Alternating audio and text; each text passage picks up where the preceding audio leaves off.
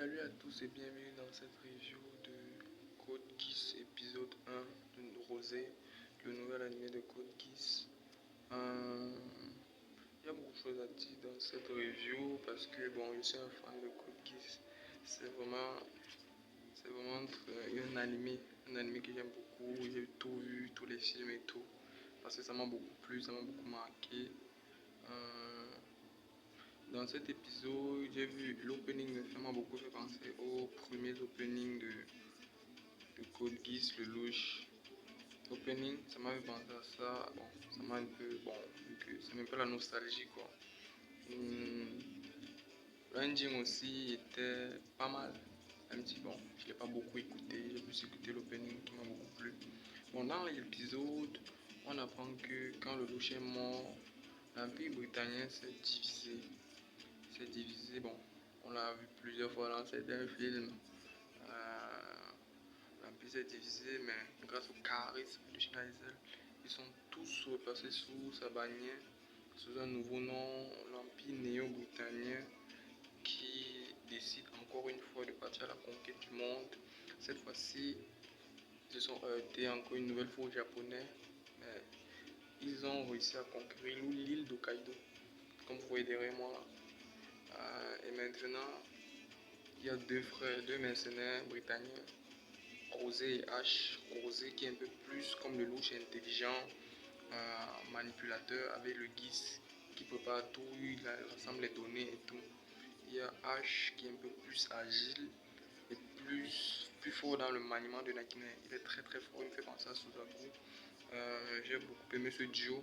On a un peu dissocié les rôles. C'est plutôt cool.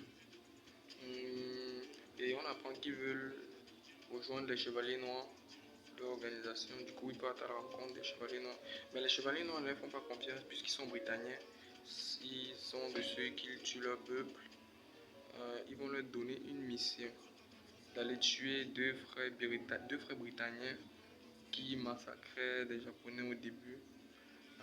Et je trouve que bon, ils ont trouvé que bon, c'est une mission bien parce que eux ils aiment les Japonais, ils protègent les Japonais. Du coup, ils sont allés les tuer. La mise en place du plan de Rosé, c'était un peu comme le louchon Clovis.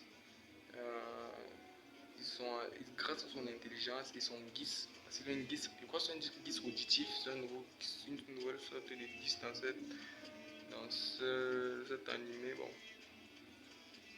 grâce à son Geass, ça passe plutôt par les oreilles, je crois, d'après ce que j'ai vu.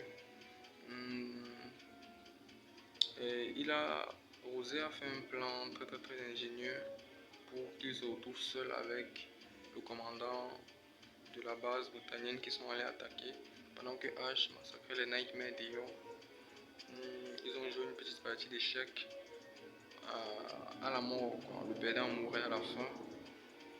Et Rosé a gagné.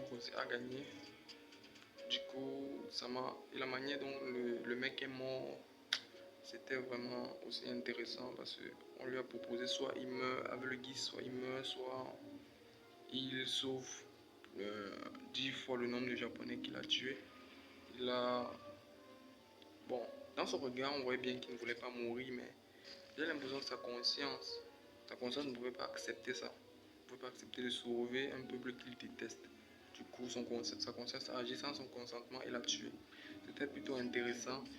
J'ai hâte de voir la suite. J'espère que les prochains vidéos seront très très qualitatifs. Parce qu'avec ce qu'on nous a servi sur la licence Code Geass là, bon, j'espère qu'ils vont bien faire cette fois. Bon, c'est tout ce que j'avais à dire. Abonnez-vous, likez, partagez. Ciao et merci.